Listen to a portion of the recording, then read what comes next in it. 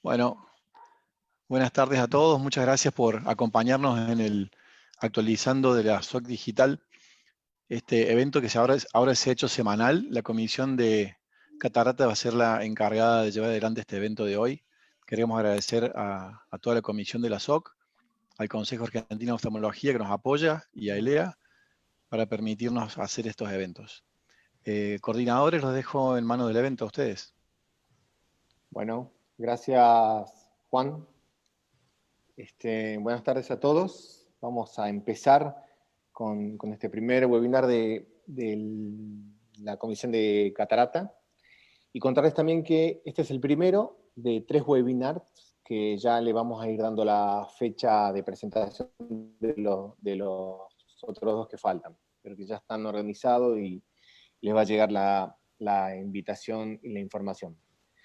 Bien, en la primera parte tengo el honor, el orgullo de presentarlo al profesor doctor Arturo Maldonado Vaz, que el profe nos va a presentar unos videos, vamos a ver unos videos de queratoplastia y catarata, y un video sorpresita también de algo más.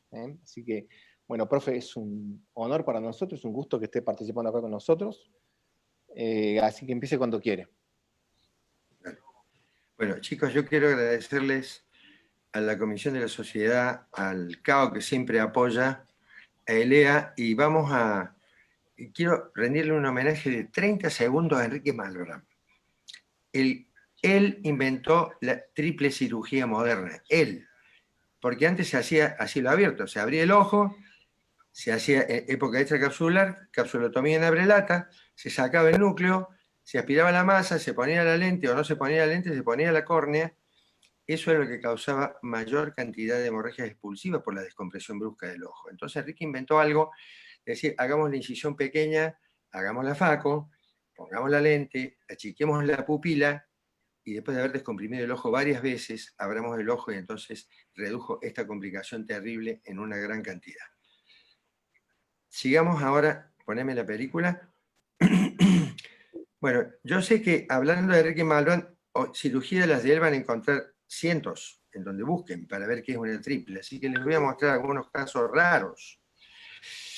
Este es un paciente de 26 años, abogado, de queratocono bilateral, operado en el 2001 un ojo, en el 2005 en el otro, y en el 2008 tuvo un trauma contuso con perforación corneal, afaquia extracapsular, ruptura del esfínter del iris, hidrodiálisis y, por supuesto, sutura de córnea para volver a armar el ojo.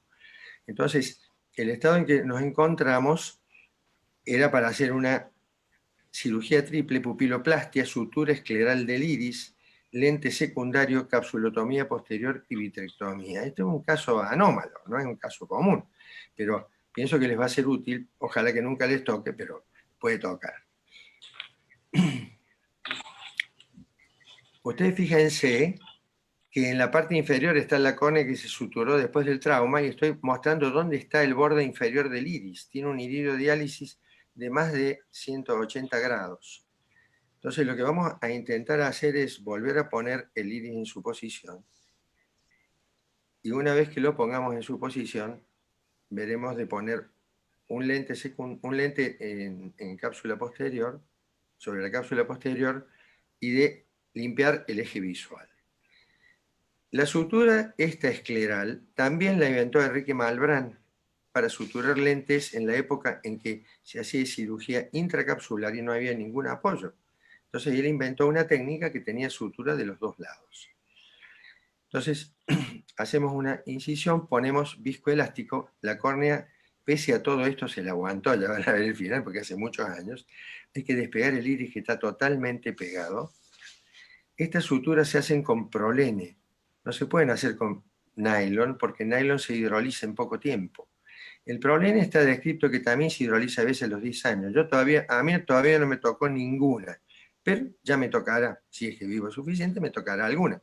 Pero esto asegura que uno pueda mantener la situación mucho tiempo. Yo creo que cuando el iris se pegotea, aunque la sutura se corte, ya queda pegado el iris. Estas son unas agujas de Alcon que tienen más de 12 milímetros de largo, o sea que uno puede entrar de un lado del ojo y salir del otro.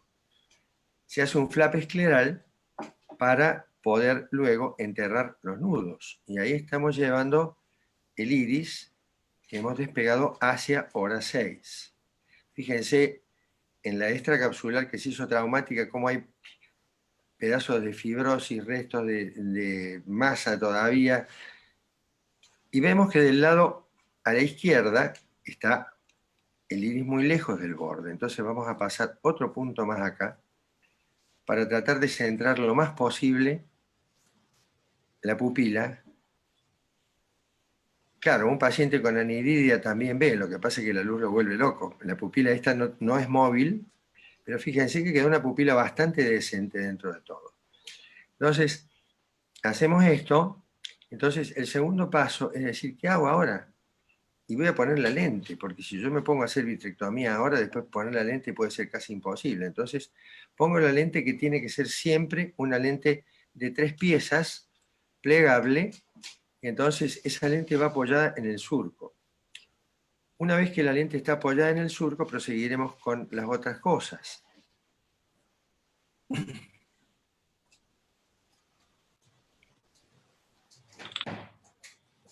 Se coloca la lente en el surco de un lado y por rotación se la pasa al otro.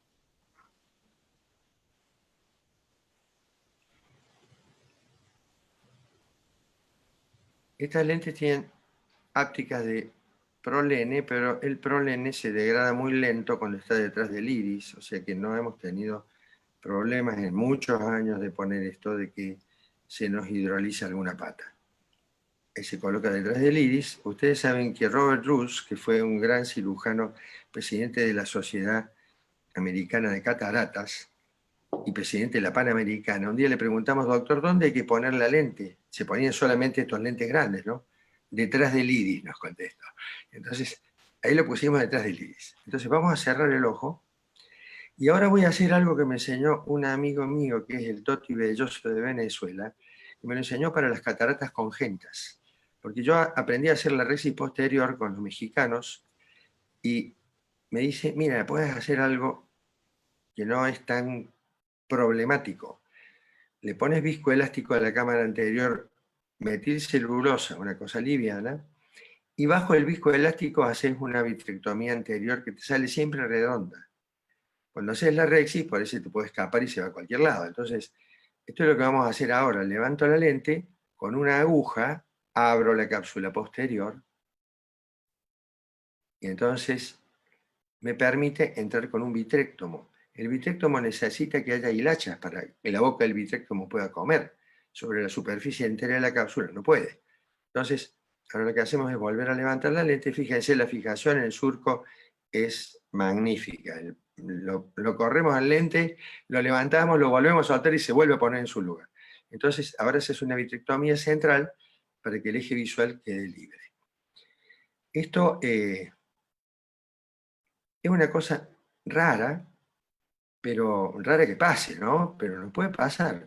Y no puede pasar porque yo hace 40, me da vergüenza porque hace más de 40 años que hago injerto de córnea, pero he visto 16 ojos abiertos por distintos tipos de trauma, de los cuales se perdieron 9 o 10. O sea que es una cosa grave. Fíjense, uno ha liberado el eje visual ahí, entonces el paciente va a poder volver a ver. Esto han pasado 15 años de esto, porque fue el 2008, 12 años de esta cirugía. Y el paciente tiene 5 décimos con -3. Entonces es un abogado y trabaja y hace su vida. Ahora vamos a ver postoperatorio con lámpara de hendidura. Gracias a Dios la córnea, a Dios y a los viscos elásticos, resistió todas estas maniobras, que son maniobras agresivas que en la época que teníamos nada más que solución fisiológica para hacer esto no andaba.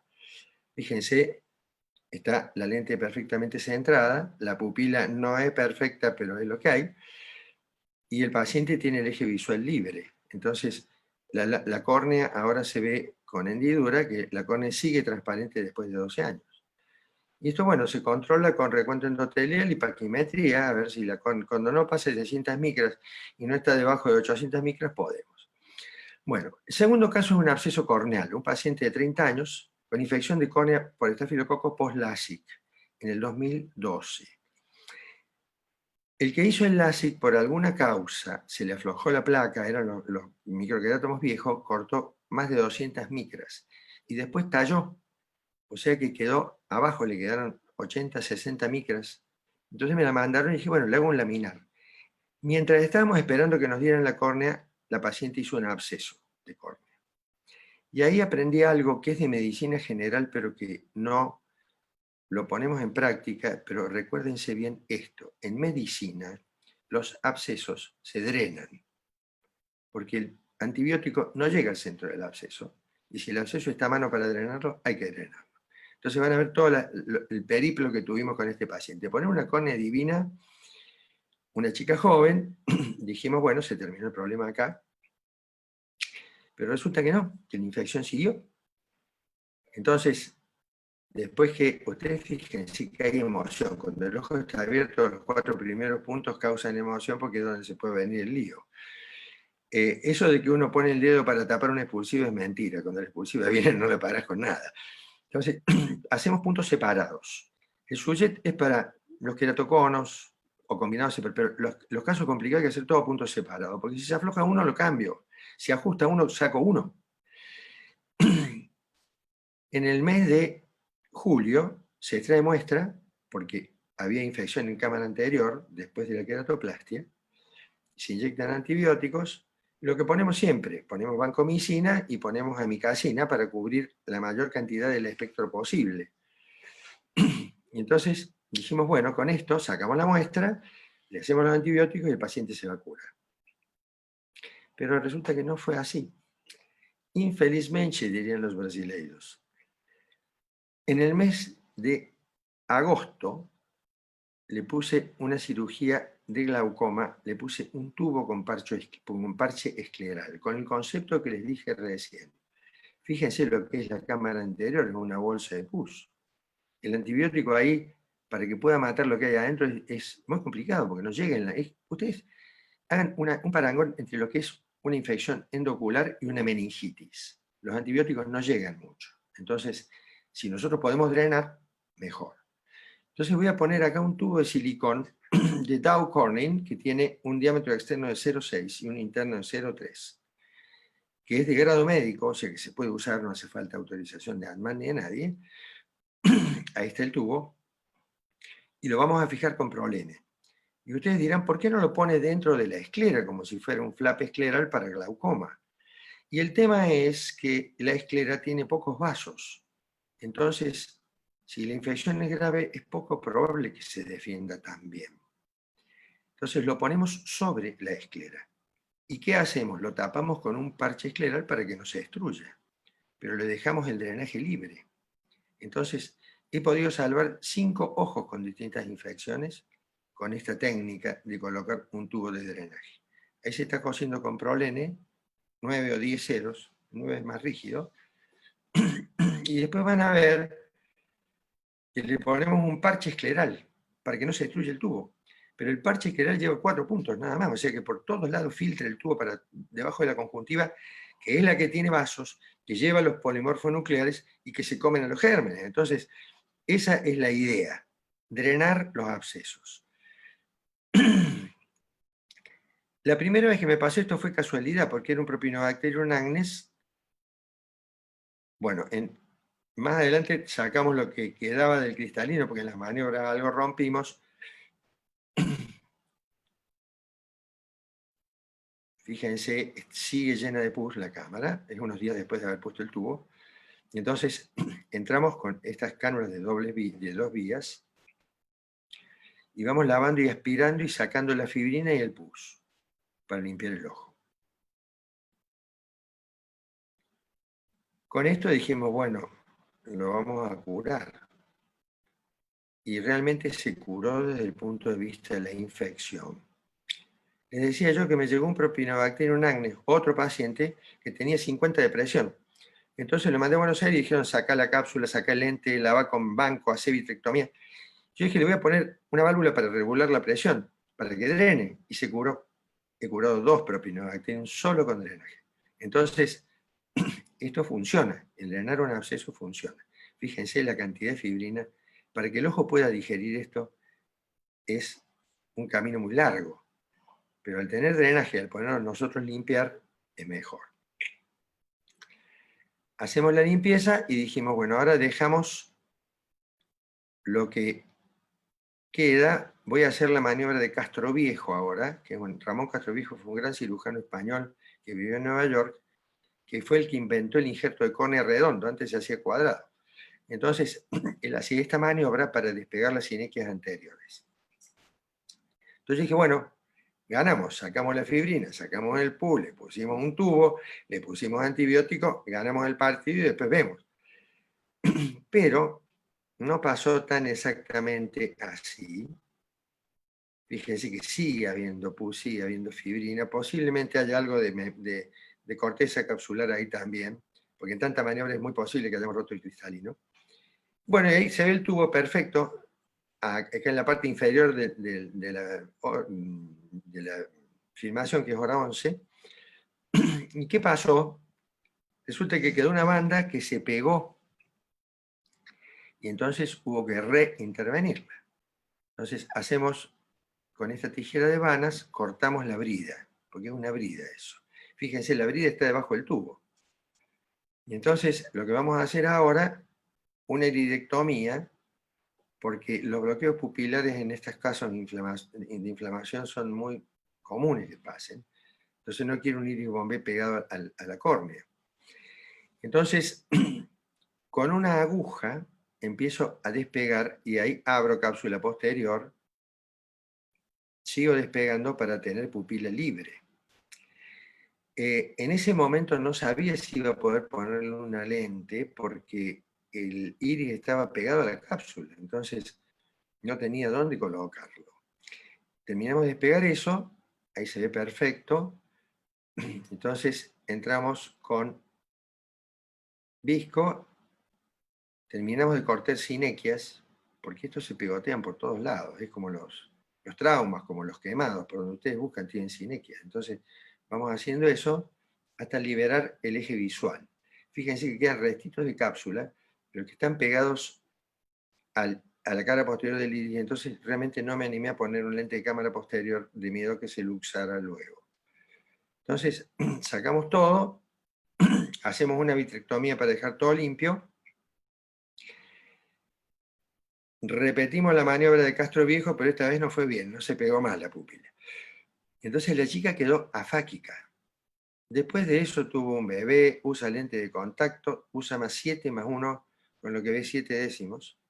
Ahí está la córnea, mucho tiempo después. Esto es del año pasado o del anteaño pasado.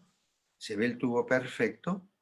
La córnea está perfecta, transparente y fina, quiere decir que no se dañó. Ahí está la tapa escleral y se ve por transparencia el tubo en el medio, que funcionó perfecto. Ahí está una visión de frente. Y ahora les voy a mostrar una foto de hace 10 días del ojo. Sigue córnea transparente, sigue el tubo en su lugar, la paciente está afáquica y con eso se maneja. Muchas gracias. Muy bien, gracias, profe. Muy interesante el video. ¿Me escuchan? Sí, perfecto. Bien. También está de invitado el doctor José Bulacio, Pepe y el doctor Tiziano Jovelina. No sé si tienen alguna pregunta para el doctor. Pepe, ¿me escuchás? Está silenciado. Ahí va. Ahí está. No, Arturo, la verdad que he tenido la dicha de nacer con él hace 40 años y verle hacer todo tipo de maniobras magistrales. Y esta es una idea más con la coherencia y la simplicidad que siempre lo ha caracterizado, porque es cierto lo que está diciendo, las posibilidades de aumentar la velocidad del flujo del humor acuoso para afuera del ojo va a ser sin duda que la alternativa de que los gérmenes se vayan yendo de la zona de alto riesgo estará. Así que No sé, preguntan cómo andan tus coronarias con tantos casos, Arturo. Hasta ahora bien.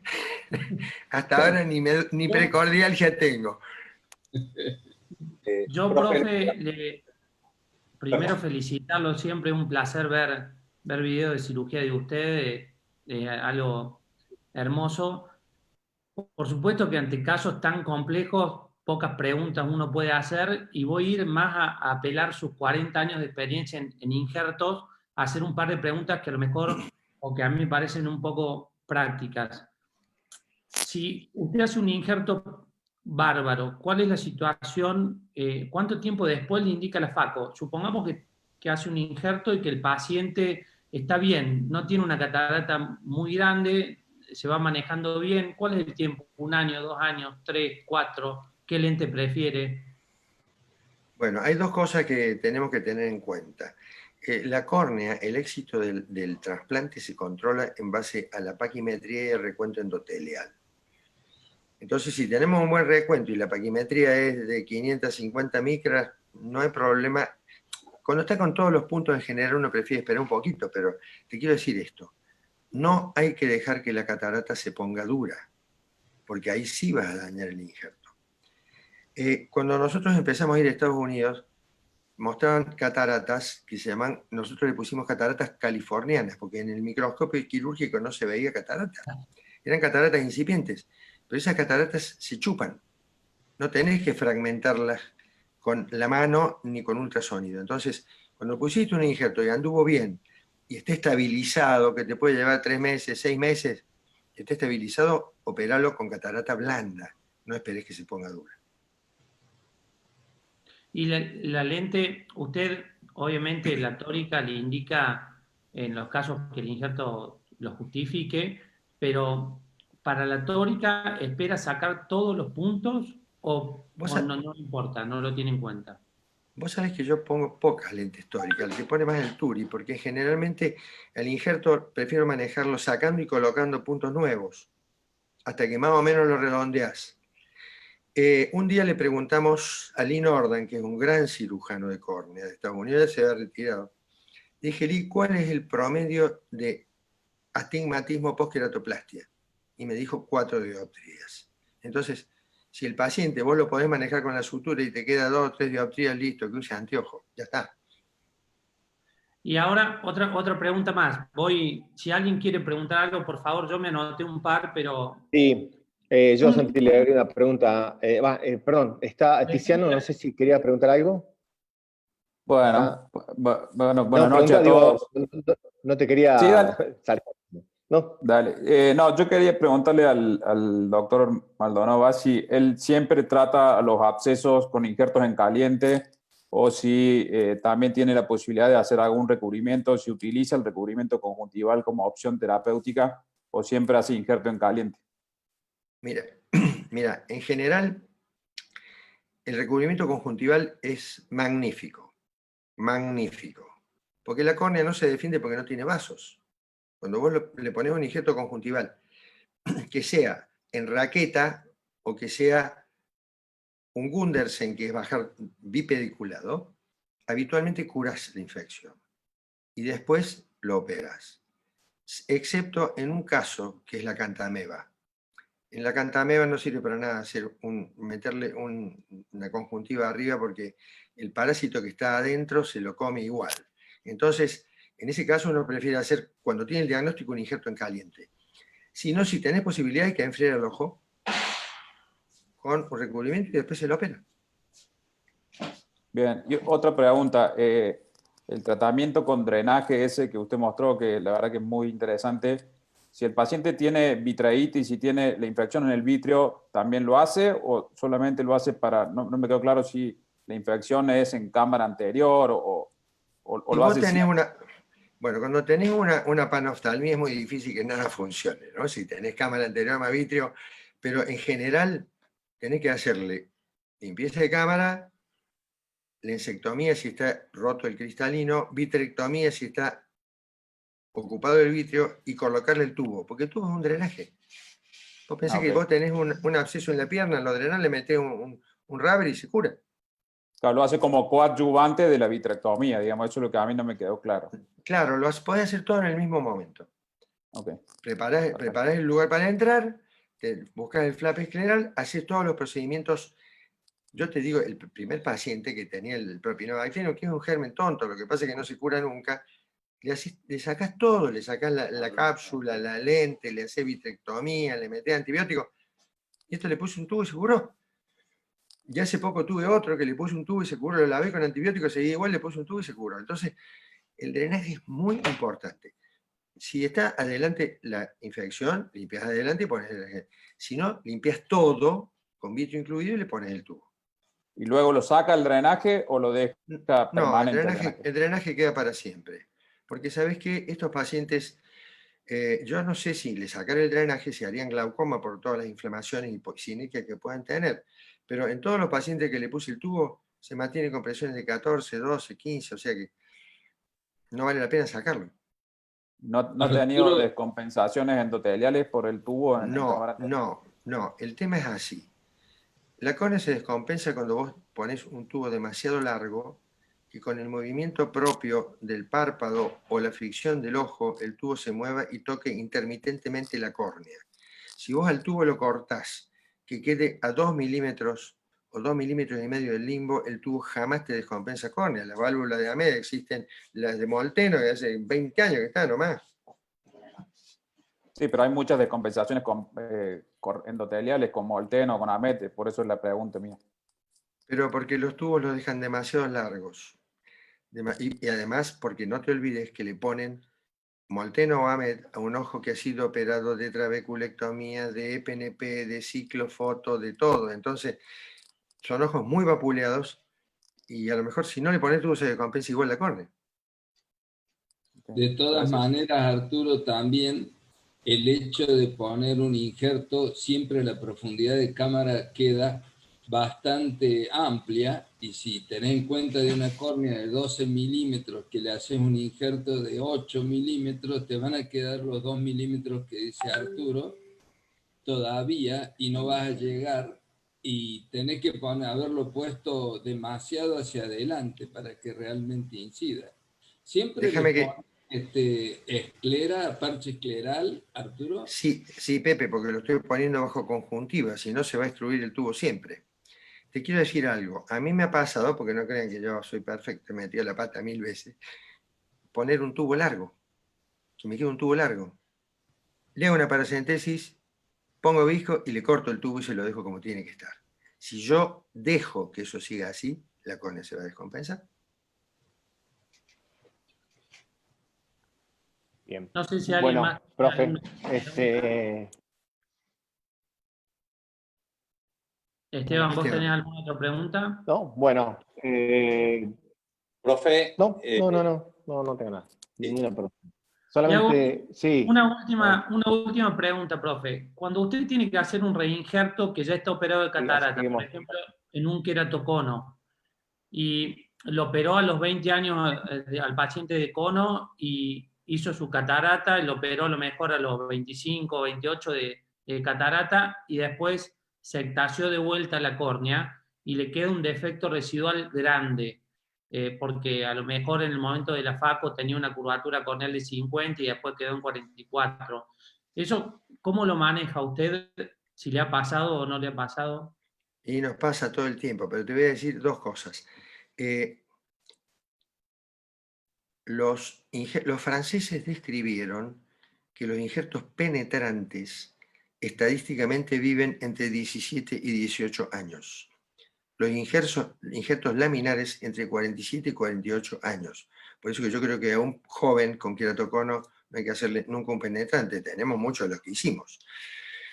Pero, de todas formas, otra cosa que he oído a muchos cirujanos de córnea es que cada cirujano tiene más o menos una curva que le queda a él cuando opera. Porque yo opero generalmente 0,25 más donante que receptor, hay otros que operan 0,50 más. Entonces te va a quedar una curva distinta. Pero vos tenés como, digamos, un conocimiento que te va a quedar 44 por 46, 43 por 45, no te va a quedar 50 después de operar. Bueno. Bien. Bueno, Gracias, profe, profe. muchísimas En gracias. los DAL también hace 0,25 más o solamente en el penetrante. En los laminares también. Sí, porque la sutura siempre te ajusta un poco. Chicos. Bueno, muchísimas gracias. Gracias, doctor. Gracias. Vamos a seguir en honor al tiempo. Ahora le vamos a pedir a la doctora Carla Llanover, que va a hablar de dispositivos iridianos, que comparta la pantalla y haga su presentación. Y muchas gracias por estar, doctora. Hola, buenas tardes. Gracias por la invitación a todos. Ahí se puede ver la pantalla, ¿no? Ahí sí, sí.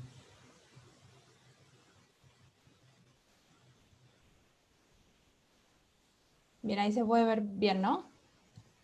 Sí, sí.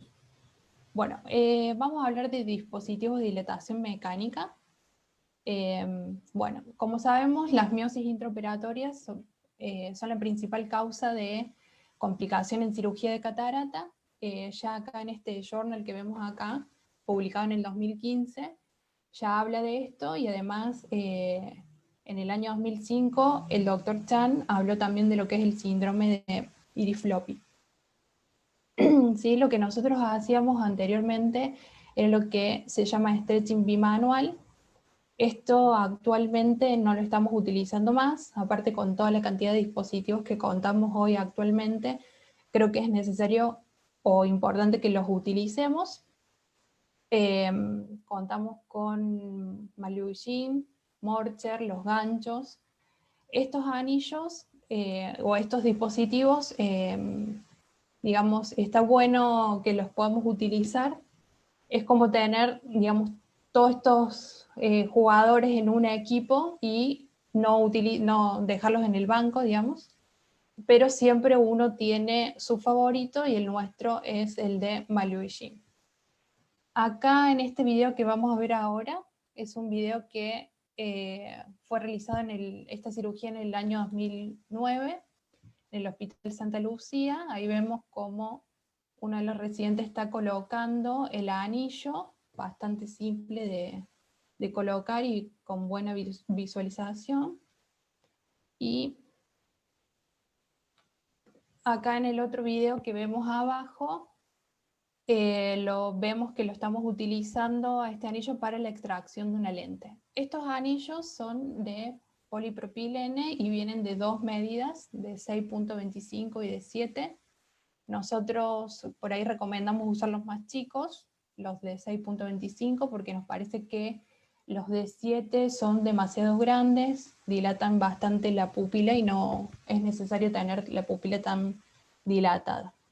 Se puede utilizar en cualquier tipo de pacientes, como vemos acá es para la extracción de una lente. Estos anillos son de color azul, se pueden visualizar bien en la cámara anterior. Ahora vamos a ver en este video que están viendo arriba. En ese video lo estamos utilizando para acomodar una lente trifocal. ¿Sí? Estos anillos ahí vemos cómo lo están colocando en la cámara anterior, es para ver. Era una lente trifocal tórica, entonces necesitamos ver los puntos para acomodar la lente, y bueno, son muy fáciles de manipular. Les quiero mostrar el otro video. Perdón. Este video que están viendo ahora abajo, esta era una paciente nuestra que se operó ya hace bastante tiempo. Era una paciente que tenía un ojo único. Y entonces decidimos colocarle este dispositivo porque nos había hecho una miosis intraquirúrgica. Ahí estamos tratando de sacar el anillo. Estos anillos ya vienen precargados, pero bueno, tuvimos una complicación. Eso que ven ahí es el gancho ese es el gancho que intentamos ahí sacar el anillo, pero no pudimos. Entonces buscamos la forma de ver cómo precargar el anillo y decidimos abrir la estuche. Encima era el último anillo que nos quedaba en quirófano, así que Bueno, ahí con una tijera, ya van a ver, abrimos el estuche. Lo terminamos cargando de forma manual. Estos anillos, por ahí lo que suele pasar es que lo que se rompe es el inyector, ¿sí? Porque suelen reesterilizarse bastante. Sabemos que acá en Latinoamérica todo se reesteriliza. Ahí ya lo estamos precargando de forma manual. Se pueden ver ahí los anillitos, esos circulitos que tiene, que son donde apoyan el iris. Es importante manipularlos con cuidado. Y ahí vamos a ver que el anillo se vuelve solo y luego salta. Así que tuvimos que continuar la cirugía con la pupila pequeña. Bueno, este dispositivo que se llama iRing es muy interesante. Tiene ese color verde que los hace que tengan muy buena visualización en la cámara anterior. Ahí estamos viendo cómo uno de nuestros residentes está colocando el anillo. Son de muy fácil manipulación y, como les dije, ese verde que tienen nos hace que se pueda ver bastante en la cámara anterior. Son de poliuretano, miden 6.3 milímetros. Y les quería mostrar, perdón que esto anda medio mal, les quería mostrar este video en el cual nosotros ahí lo estamos colocando de forma manual porque, como les dije antes, lo que suele romperse son los inyectores y no el anillo. Y bueno, se pueden extraer también de forma manual. Ahí se puede ver que se está manipulando con un coolant. También se puede utilizar una oliva. Y lo bueno que tienen estos anillos es la visualización, ese color verde. Luego vamos a ver este dispositivo. También nosotros lo hemos utilizado anteriormente, el Oasis. Tiene muy buena manipulación en la cámara anterior también, son de polipropileno y vienen de 2 medidas, de 6.25 y de 7. Siempre recomendamos que usar los más pequeños. También tienen este color azul que se puede visualizar bastante bien. Y la diferencia que tiene por ahí con Maluigin es que resiste menos la reesterilización. Y bueno, por último, quería mostrarles este dispositivo que se llama APX200. Estos son como unos ganchos. Los tenemos nosotros en el quirófano ya hace como 7 años. Los doctores lo vieron en un congreso en la academia y al manipularlos en el web lab vieron que eran bastante sencillos de utilizar, simples, y decidieron comprarlos. Nosotros ahora actualmente lo estamos utilizando como plan B. Ahí pueden ver que estos anillos, la única digamos, negativo que tiene es que tenemos que hacer unas paracentesis para poder colocarlos, pero son muy simples. Se pueden reesterilizar. Importante acá en esta figura que estoy señalando ahora es tratar de hacer las paracentesis a la misma distancia para que la dilatación sea bastante buena y armónica. Y por último, bueno, está la parte farmacológica que nosotros ahora actualmente no la estamos utilizando. Bueno, muchas gracias. Bien, gracias, doctora. Muy, muy interesante, muy interesante. Después te hacemos algunas preguntitas, ¿sí? Después de Dale. continuar con la próxima charla. Bien. Vamos a continuar con la próxima charla. El doctor Gerardo Mateo. Perdón. Es Aníbal Moyano, de la Clínica de Ojos Córdoba. Aníbal, ¿estás? Sí, estoy. Ahí pongo compartir.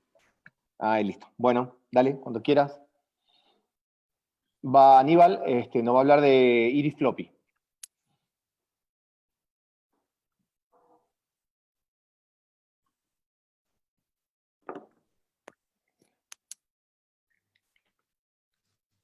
¿Se ve ahí? No. Todavía no. Ahora sí, Aníbal. Ahí estamos, ya está. Perfecto. Bueno, muchísimas gracias. Buenas tardes a todos. Muchas gracias por la invitación a la Sociedad Oftalmológica de Córdoba. Les voy a hablar un poquito del iris floppy. En el año 2005, Chan y Campbell son los que describieron este síndrome, en el cual se produce por una alteración en el cual se inhiben los receptores alfa-1 y eso produce una contracción del músculo ciliar, reduciendo el tono muscular y la rigidez del estroma del iris.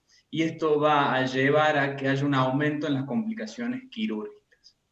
Ahora, ¿qué es lo más importante a la hora de estudiar esto? Es la anamnesis. Como sabemos bien, en cualquier tipo de patología la historia clínica es fundamental, pero acá lo que nos va a permitir es que a la hora de ir al quirófano y tener que operar este tipo de pacientes, tener todas las precauciones necesarias para evitar este tipo de complicaciones. Ahora, no solo tenemos que preguntar sobre la tansulosina, sino también tenemos que ver en el tema de la hipertensión arterial, cáncer de próstata, prolapso uterino en las mujeres y la medicación psiquiátrica. La tansulosina es el medicamento que más se asocia porque tiene un efecto sobre el subtipo B de los receptores alfa-1, pero también hay otros receptores que son los tipo A y los tipo C, que son los que afectan todos estos tipos de fármacos, que no produce tanta alteración en el IFIS, pero sí corre riesgo de que también se produzca. Es muy importante nosotros como médicos preguntarlo, porque muchas veces el paciente o oculta información o no la cuenta pensando de que una medicación bioral no tiene nada que ver con la medicación ocular. Entonces es importante que lo preguntemos. Ahora, una vez que sabemos que el paciente toma esto, no tenemos que suspender la medicación, porque ya está demostrado de que la alteración, atrofia que se produce a nivel del iris no va a remediar. Por lo tanto, tenemos que ir al tratamiento. En el tratamiento tenemos tres pilares fundamentales, en el cual tenemos un tratamiento médico a nivel de viscoelásticos y dilatadores. En el tratamiento médico tenemos un pilar prequirúrgico y uno intraquirúrgico. En los prequirúrgicos obviamente tenemos lo que es la atropina, la tropicamida y el ciclopentolato. A nivel intraquirúrgico la felinefrina, que se utiliza el 1,5%. Nosotros en la clínica lo que estamos usando es la atropina. Le colocamos una gota cada 12 horas al paciente el día previo a la cirugía y el día de la cirugía. Con eso, la verdad, nos está yendo bastante bien y no usamos ni la felinefrina ni ninguno de los otros dilatadores. Por lo menos no hemos tenido complicaciones. El otro pilar es los viscoelásticos. Es importante utilizar un viscoelástico de alto peso molecular para de esa forma lograr aplanar el iris y evitar la complicación. Y el tercer punto que tenemos que hacer en estos pilares que les decía es el tema de los dilatadores, que es como explicaba la doctora. Hay diferentes tipos, cada uno tiene sus pros y sus contras, y generalmente cada cirujano utiliza con el que más se siente cómodo. Ahora, ¿por qué es importante que hagamos todos estos pasos coordinados para evitar las complicaciones? Chan y Campbell lo que hicieron es publicar que hay un aumento de un 12% en la ruptura de la cápsula posterior, que aparecen laceraciones y despigmentaciones a nivel del iris, produce una dificultad en la visualización de las cortezas por la miosis que se produce, que la LIO quede mal posicionada, pérdida de las células endoteliales por el alargamiento de la cirugía y la ondulación del iris que se produce en la misma. Entonces, es importante que tengamos en cuenta todos estos datos. Ahora, un montón de cirujanos que están hoy en día acompañándonos en este webinar, seguro van a poder sortear este tipo de complicaciones. Pero acá lo importante que yo hago hincapié es dar algunos tips, sobre todo para los residentes que están en formación o cirujanos que recién arrancan con el mismo, en el cual lo que les recomiendo es que hagan una anestesia subtenoniana. Me parece que es fundamental en estos casos evitar la anestesia intracamerular o subconjuntival en los cirujanos jóvenes, porque la cirugía se puede alargar, la ondulación del iris puede llegar a doler y molestarle al paciente, y de esa forma vamos a lograr que el paciente esté cómodo y nosotros como cirujanos también, La incisión corneal debe ser bien valvulada, lograr hacer un túnel profundo para evitar que haya un prolapso a nivel del iris. En cuanto a la hidrodisección, lo mismo, hacer una hidrodisección bien suave para evitar el aumento de la presión intraocular. No tocar el iris acá en este tipo de síndrome bajo ninguna circunstancia, porque cualquier stretching del iris, lo único que vamos a conseguir es que haya más miosis. Ahora, si esa miosis aparece o hay mucha ondulación, no duden de parar 1 minuto, 2 minutos y colocar cualquier tipo de dilatador para evitar la complicación, porque es mejor detenernos 1 minuto, 2 minutos y no que aparezcan las complicaciones que hablábamos recién. Ahora, si llega a haber un prolapso en el iris, sobre todo en forma temprana, les recomiendo que cierren la incisión y hagan una accesoria, y si hacen forma tardía, no hace falta, lo pueden reponer, siempre por la paracentesis, para evitar que haya algún sangrado o alguna alteración y ruptura del iris. Y otra de las cosas, no dilaten mucho tiempo antes del paciente porque está demostrado que produce un bloqueo de los receptores. Entonces, si dan los dilatadores muchos días previos, lo único que se va a conseguir es que el día de la cirugía tenga una mala calidad de dilatación y mala cantidad. Como conclusión, es fundamental en este tipo de pacientes realizar un buen plan quirúrgico para prevenir todas las posibles complicaciones quirúrgicas que puedan pasar en la misma. Muchas gracias. Muy bien, gracias Aníbal. Bien, vamos a... Sí, Aníbal, ahora pasamos a las preguntas que quieran hacer a la doctora o a vos. Pero cuando estaba en la diapo final, estaba viendo los puntos a tener en cuenta y me habían pasado casi todos. Y en unos yo los cambiaría, en un par que vos pusiste. Y es,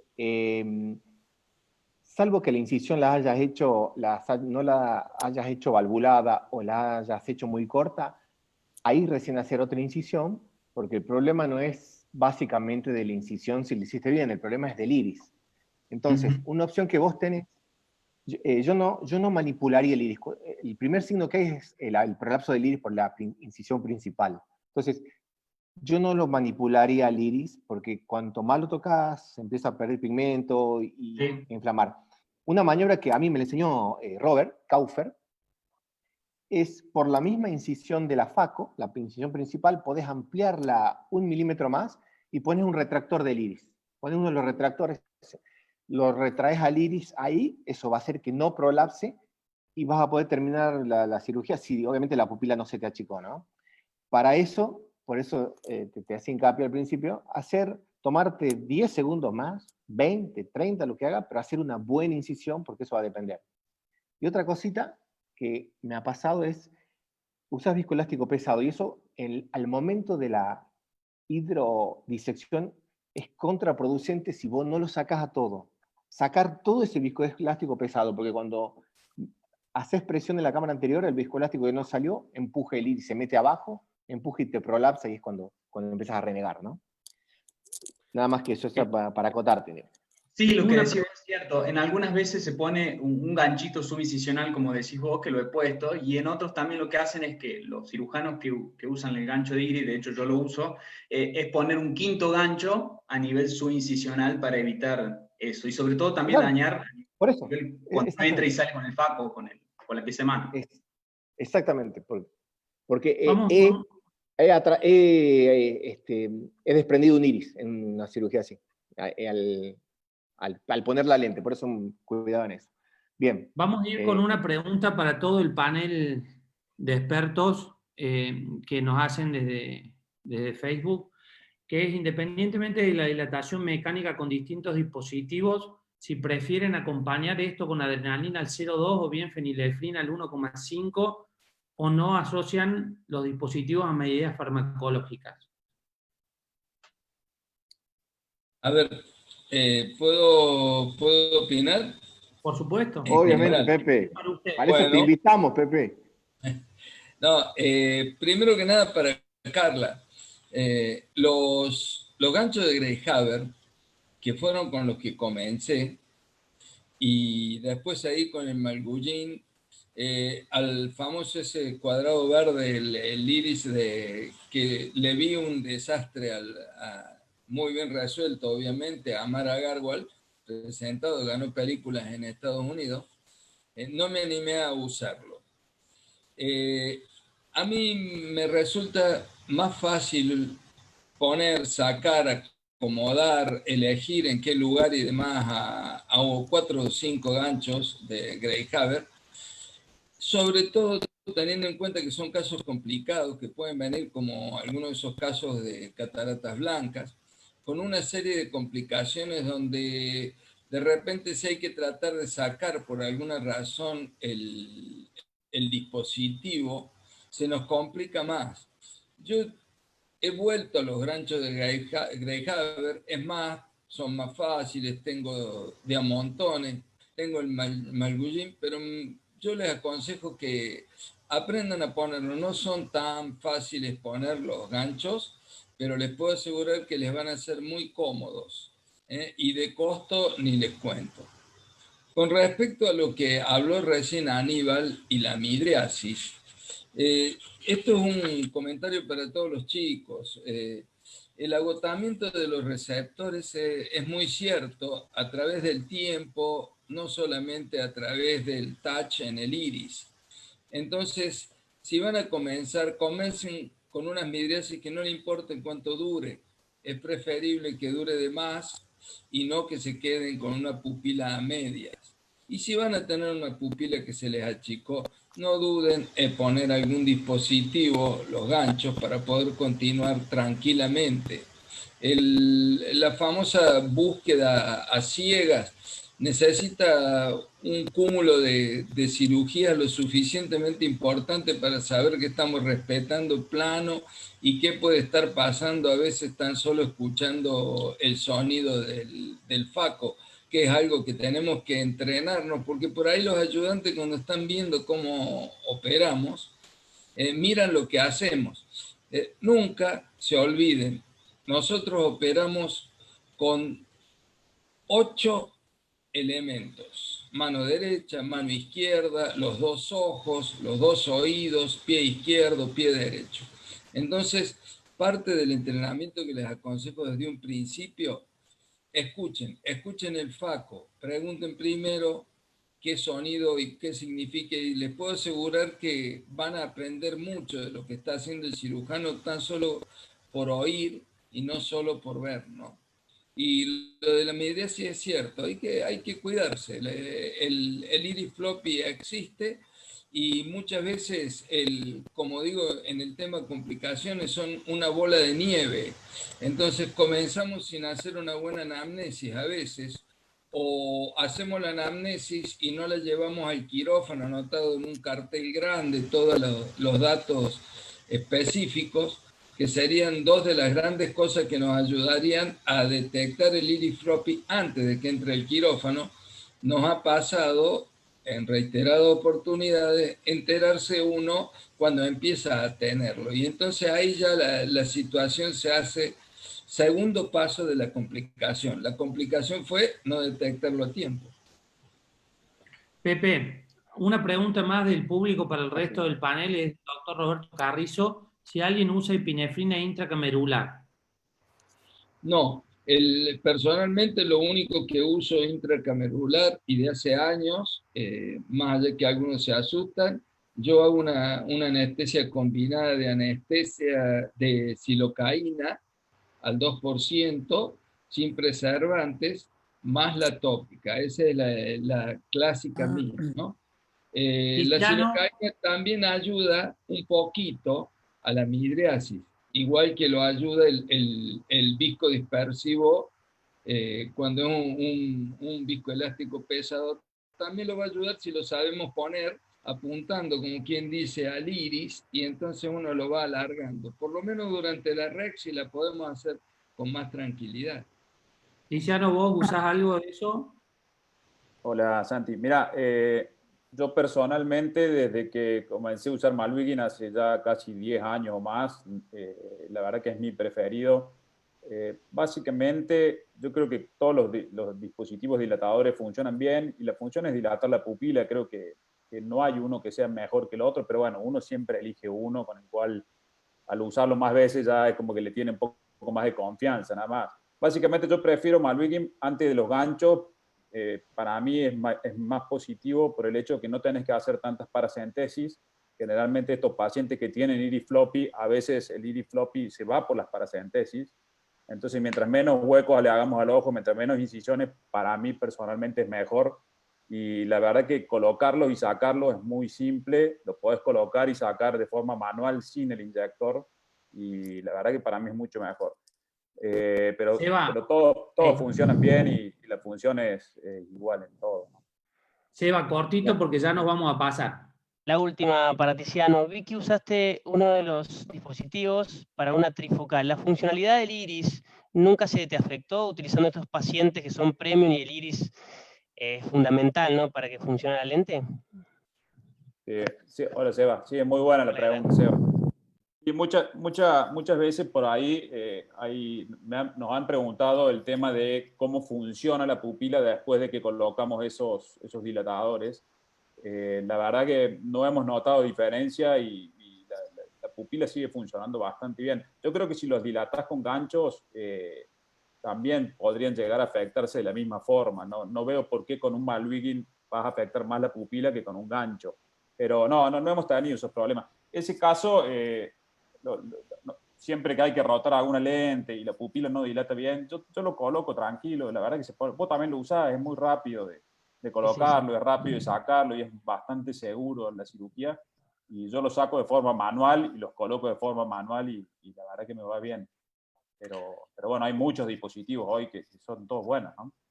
Bueno, Sí, gracias. Gracias, Luciano. Vamos a ir da para mucho más charla. En honor al tiempo vamos a ir con el doctor Small, que va a presentar un caso de Paco con extracción de lío fáquica previa. Bien. Buenas noches a todos. Muchas gracias a nuestra Sociedad de Oftalmología de Córdoba, del cual me siento orgulloso. Muchas gracias al CAU, al laboratorio de LEA. Hoy voy a presentar este caso de una catarata con una liofáquica. Tenía una paciente de 46 años que consultó por disminución de visión en el ojo izquierdo. Como antecedente, tenía una cirugía de alta miopía en ambos ojos con una implante de una liofáquica de Morcher hacía más o menos 16 años. Al examen oftalmológico en el ojo derecho, en el ojo izquierdo o menor a 1/10, ahí dice 1/10, pero es menor a 1/10 y no mejoraba con estenopeico. En el examen biomicroscópico, en el ojo izquierdo, una conjuntiva y párpados bien, córnea clara, la lío en cámara anterior centrada, pero se observaba una discoria, una iridectomía en sector y una sinequia anterior a 9 y 12, y bueno, una catarata cortical 2, nuclear 3, subcapsular posterior 2 cruces, con presiones oculares normales. Al fondo de ojo no había ninguna alteración importante, o sea, un fondo de ojo característico de un miope, pero no había alteración. Y la refracción en el ojo derecho con un astigmatismo a favor de la regla, más o menos de 2 dioptrías, y en el ojo izquierdo una refracción de -5 por su catarata, un ojo miopizado y un astigmatismo de unos 50 en 75 grados. En función de esto, bueno, se propuso hacer una cirugía de extracción de la lente, más una cirugía de catarata con un nuevo implante de lente intraocular en cámara posterior. Una de las situaciones que ustedes saben es que pasa mucho con la liofáquica, que os ha pasado, por lo cual estas lentes se dejaron de usar, es que producían en muchos casos descompensación corneal. Este no fue el caso, tenía un buen recuento endotelial en ambos ojos.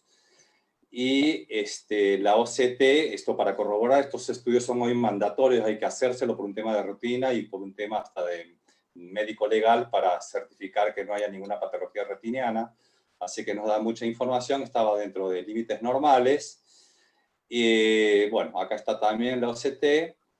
y se hizo el cálculo de la lente a implantar. Le propuse colocar una lente monofocal. Pueden ver la característica del largo axil, típicamente un paciente miope. Bueno, generalmente en estos casos elijo siempre dejarlo algo miope, por vía de la dioptría, porque son pacientes insatisfechos, si no. Bueno, acá voy a pasar un poquito el video. ¿Cuál es la idea de esto? Es cómo me planteo resolver este caso, cómo extraer la lente y cómo hacer la FACO. En este caso lo que hice es hacer una extracción primero de la lente fáquica a través de una incisión tunelizada escleral, de tal manera de no generar demasiado astigmatismo y evitar hacer manipulaciones bruscas para poder hacer la FACO por esa incisión. Una vez hecha la apertura conjuntivo capsular en este caso, se hace una incisión tunelizada, escleral, para poder ampliarla luego con un cuchillete de 5,5 y que nos pueda permitir extraer la lente sin tanta manipulación brusca, ¿no? Acá estamos viendo, lamentablemente está un poquito en tiempo real, pero está cortado. Así que para poder extraer la lente. En general, bueno, he tenido algunos casos que no he tenido en realidad para poder extraer. Siempre hay que usar una buena cantidad de elástico, cohesivo y dispersivo para evitar, la descompensación de la córnea. Una vez hecha la extracción de esta lente por esta incisión, se sutura. Ahí vamos a ver la extracción de la lente. Acá estamos ampliando un poquito la incisión. Y luego se hace la cirugía de FACO por una incisión tradicional. Ahí aprovechamos, cuando colocamos la viscoelástica, que no se ve acá en el video, de hacer una viscodisección y esas sinexias. En realidad, generalmente siempre lo hago así, me va bastante bien, no tengo que usar muchas veces el cooling, simplemente con viscoelástica puedo dilatar bien. Una vez hecha, esta cirugía que sea por convencional, bueno, se puede implantar la lente con total tranquilidad. Ahí estamos aspirando algunos restos de masa.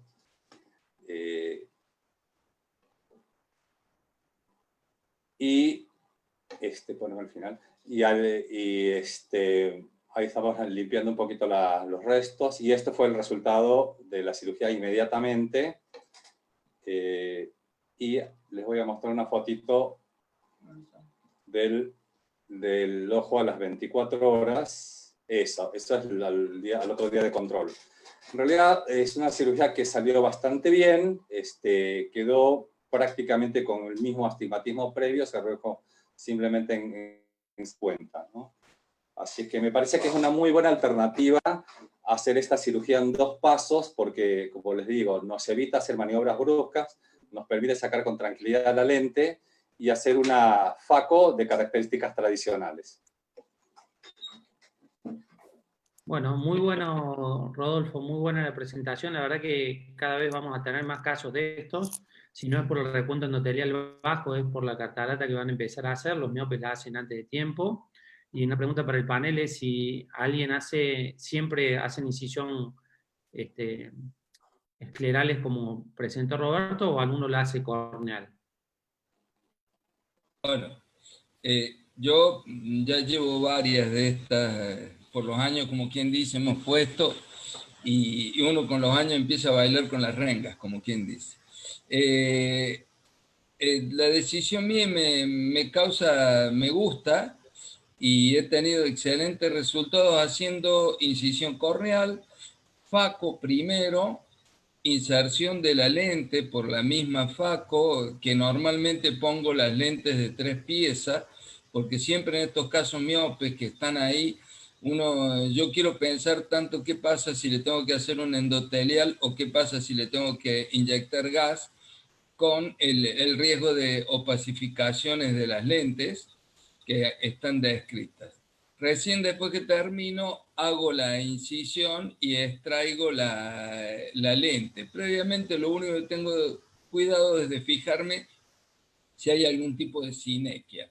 Tengo algunas películas, alguna vez si quieren las ver, parece más difícil de lo que realmente es, y me siento que hasta estoy protegiendo un poco el endotelio, porque estoy trabajando con la Faco y la lente por delante de la córnea todavía en la cámara anterior.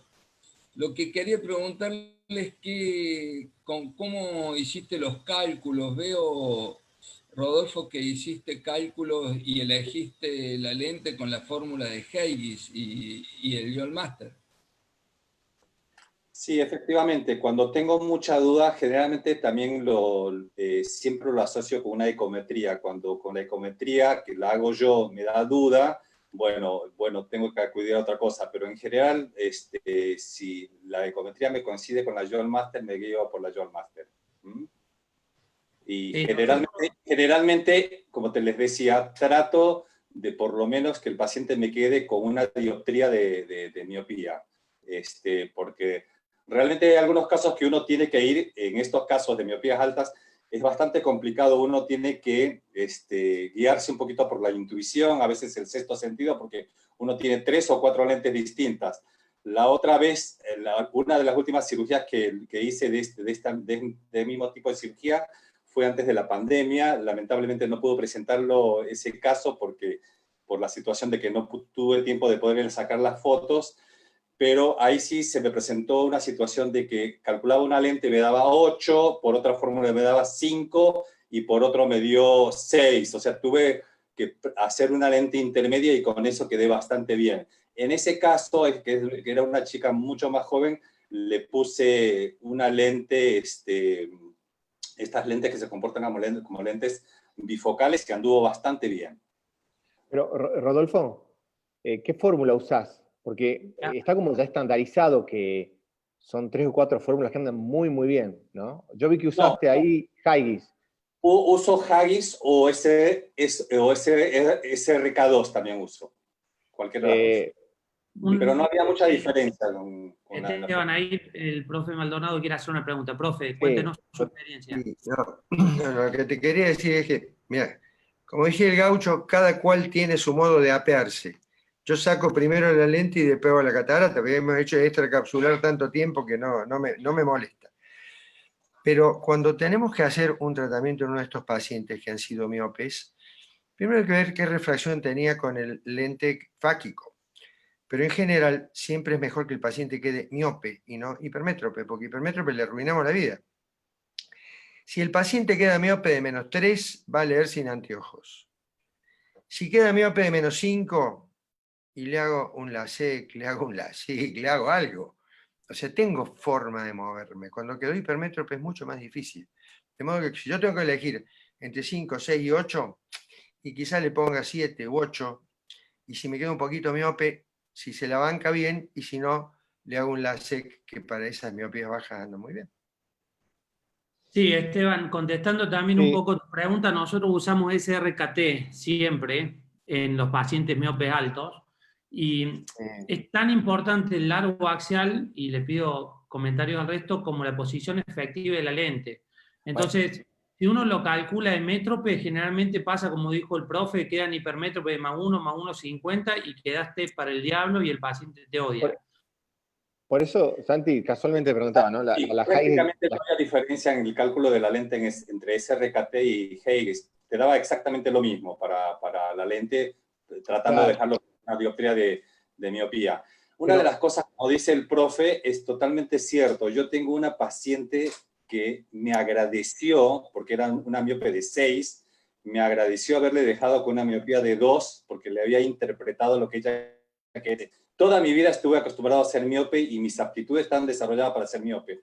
Así que por ahí es muy importante poder escuchar lo que el paciente quiere, porque no lo que nosotros a veces queremos hacer, porque mucha gente es feliz con 250 de miopía. No, seguro que sí. Pero con respecto a las fórmulas, yo creo que deberíamos empezar a usar las fórmulas las que más variable tienen. Yo uso mucho la Barrett, y uso Haigis. Y sobre todo para los pacientes refractivos, la Barrett Truckee. Y andan muy bien. No sé, ya la SRK2, Rodo, ya no se usa. Se usa poco. Se usaba mucho porque venían los ecómetros, ¿no? Pero Bueno, muy pocos problemas. Una sola cosita, les quería decir, perdón que te interrumpa, que Seba Basualdo quería, y ya vamos, perdón. Vamos, Seba. Y una pregunta, el anillo de tensión capsular en miopes alto, ¿cómo lo ven para evitar la contracción capsular?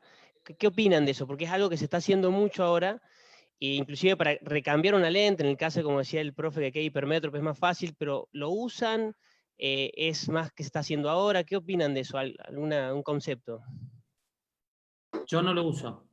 No, yo tampoco, y hay estudios, e inclusive porque algunos lo recomendaban en lentes multifocales, en lentes premium, porque consideraban que tenía mejor estabilidad en el tiempo, pero hay estudios que no hubo una diferencia sustancial que justifique realmente el uso de los anillos de tensión capsular, pero muchos lo están usando. Sí, no, personalmente no, los uso solo y frecuentemente en pseudofoliaciones capsulares. Profe, ¿usted quería decir algo, por favor? Y mira, algo que nos enseñó Enrique Malbrán y que se lo enseñó a él Jorge Malbrán. En los casos que tienen pseudofoliación capsular, ponemos siempre lente en el surco. No usamos anillo. El problema es que he tenido un paciente que era ojo único, le puse anillo, le puse el lente en el back y se luxó el anillo, la lente, todo. Entonces, vos al surco ahí no tenés problema. Y hemos puesto cientos de miles de lentes en el surco ciliar y no pasa nada. ¿Cuál es el concepto por el cual el saco capsular es mejor? Porque no está en contacto con ningún tejido que pueda reaccionar. Cuando vos lo pones en el surco, está en contacto con uvea. Dentro del saco, en contacto con nada. Pero salvo que sean pacientes muy complicados con uveitis y repetición, no sé. Pero no usamos, en adultos no, en chicos sí usamos anillo de tensión capsular. Una pregunta les hago a los expertos. Cuando tienen pseudofoliación capsular, ¿ustedes hacen una rexis grande? ¿Tienden a tender a hacer una rexis más grande de lo habitual? Yo personalmente sí hago rexis más grande en las pseudofoliaciones capsulares, sí. Es más estable, sí, tal cual, es más estable y creo que a futuro hay menos complicaciones. El tema, bueno, de colocar, lo que pasa es que lentes en el... Perdón. El tema de colocar lentes en el back me parece que no lo vemos inmediatamente, lo vemos a los 10 años y realmente se ven muchas complicaciones. Yo he tenido algunos casos de esos que pensaba que nunca iban a pasar. Yo con respecto a lo que dijo Seba Basualdo de colocar anillo de tensión capsular en los miopes altos, bueno, primero la cirugía de Rodolfo me pareció bárbara. Yo para desplantar esas lentes creo que también utilizo incisiones esclerales, me parece mejor que la corneal.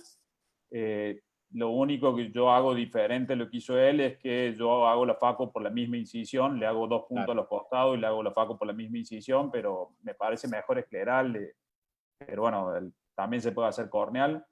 En ese tipo de pacientes yo creo que lo que dice Seba es positivo porque esos pacientes sabemos que son jóvenes, sabemos que esas lentes han producido muchas descompensaciones endoteliales, más con la cirugía pierden más, y si llegamos a tener que hacer un trasplante endotelial, lo ideal es que la rexis sea chiquita, la lente sea hidrofóbica, y en estos casos yo sí prefiero colocar un anillo de tensión capsular para el futuro, porque la rexis les haga un poquito más pequeña y la contracción capsular puede ser frecuente, como dice Seba. Me parece que es una buena idea. En este tipo de casos me parece que es una buena idea.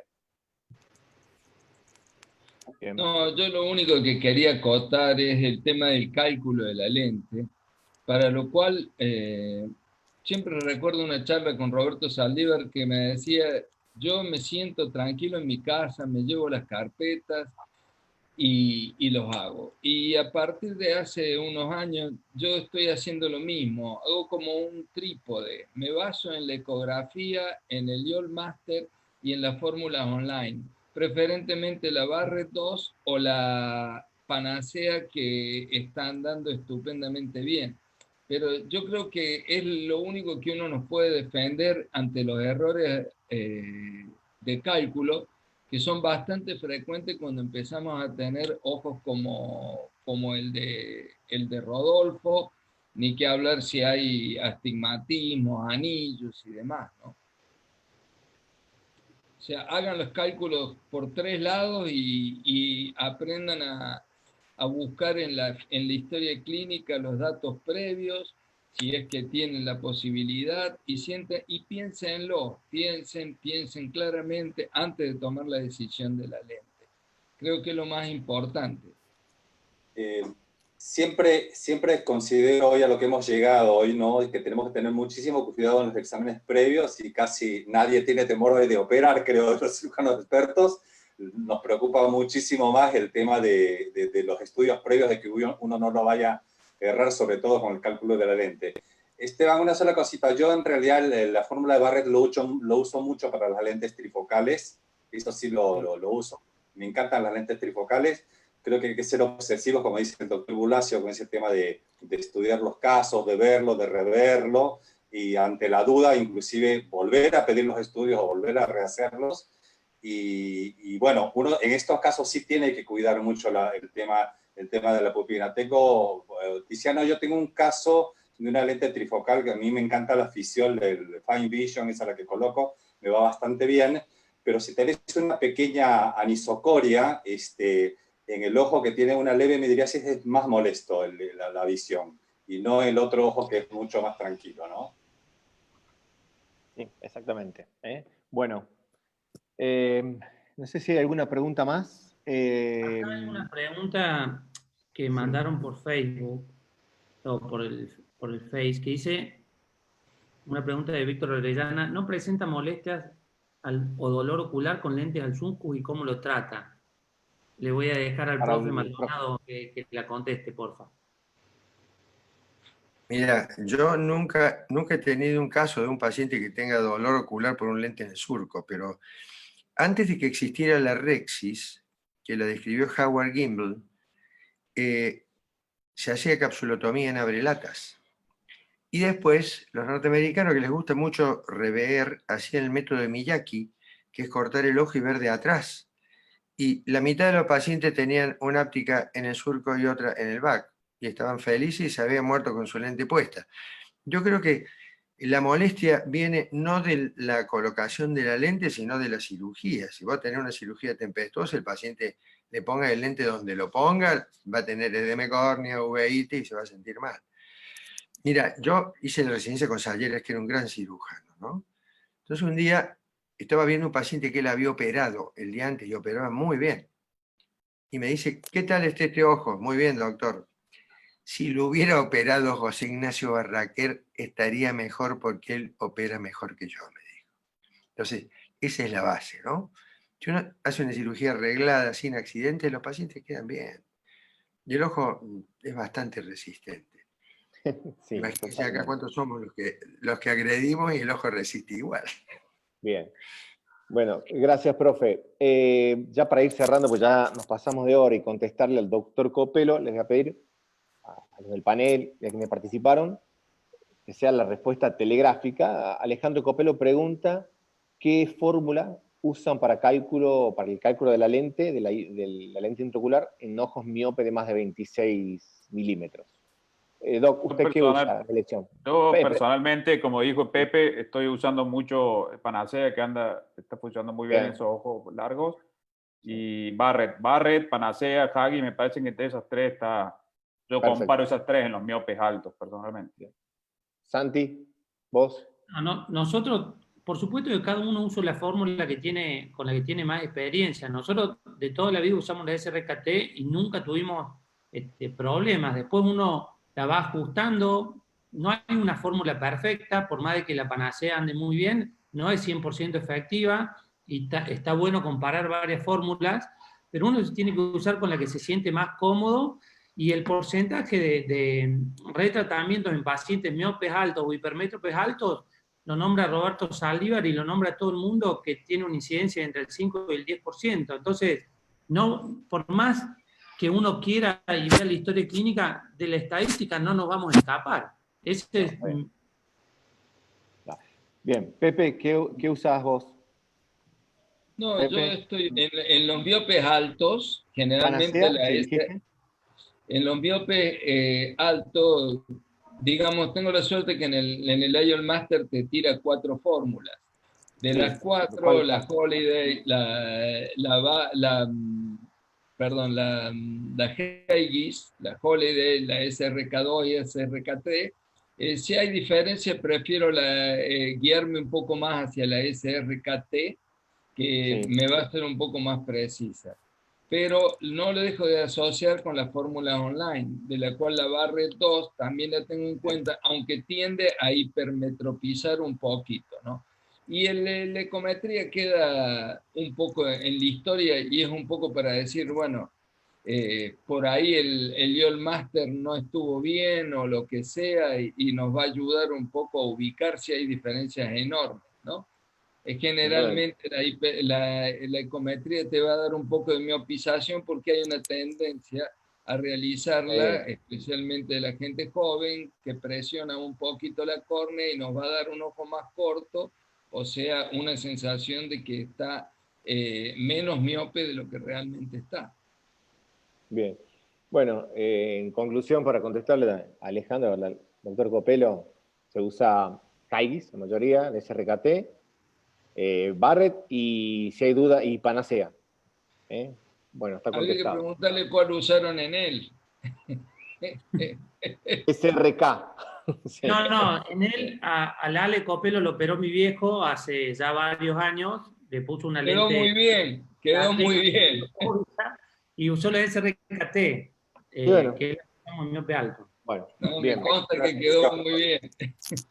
Bueno, muy bien. Vamos ya pasados de tiempo. Vamos a seguir cerrando. Agradecer a todos los participantes, los panelistas por acompañarnos. Y en breve, calculamos que en el lapso de un mes, vamos a tener la segunda jornada. Así que esperamos contar nuevamente. Gracias a todos. No sé si alguien más quiere decir algo para cerrar. Bueno, gracias, profe. Gracias, Pepe. ¿Sí? El profe Maldonado, ¿una cosita que quiera acotar? Gracias. Le hemos pasado muy bien. Gracias, profe. Gracias, Tiziano. Gracias. Un abrazo grande. Gracias a todos. Gracias a todos y nos vemos. Chau, chau. Bueno, muchas gracias a todos. Chao, chao. Gracias.